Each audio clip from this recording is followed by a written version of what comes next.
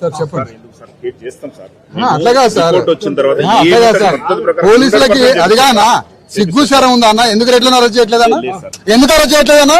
మీరు ఒక DSP police హోదాలో ఉండి వాళ్ళరు పాపం చంపి ఆడలను కొట్టి ఇంతమందిని కొట్టినా వాళ్ళని రెడ్లను ఎందుకు తీసుకొచ్చి అరెస్ట్ చేయట్లేదన్నా? రీజన్ ఏంటి? ఎవరు నెత్తురు కూడా తింటారో నాకు అర్థం కావట్లే. ఎందుకు అరెస్ట్ చేయట్లేదు? కారణం ఏంటి?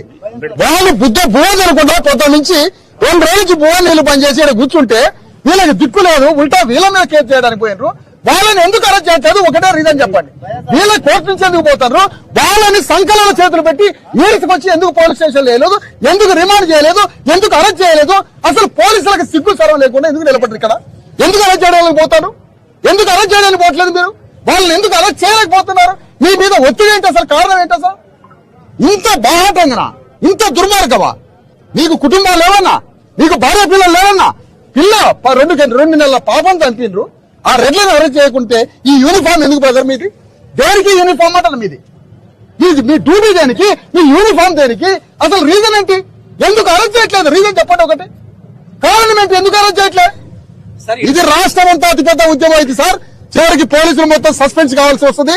మీరు మర్యాదగా పోయి మీ పోలీసు అధికారులతో మాట్లాడుకుంటారో ఎవరితో మాట్లాడుకుంటారో వాళ్ళని ఇమీడియట్ గా 8 మందిలో వాళ్ళని ఈడ్చుకొచ్చి అరెస్ట్ చేసి రిమాండ్ చేసి తోచిపారండి. మర్డర్ కేసు అటెంప్ట్ పెట్టి సెక్షన్స్ పెట్టి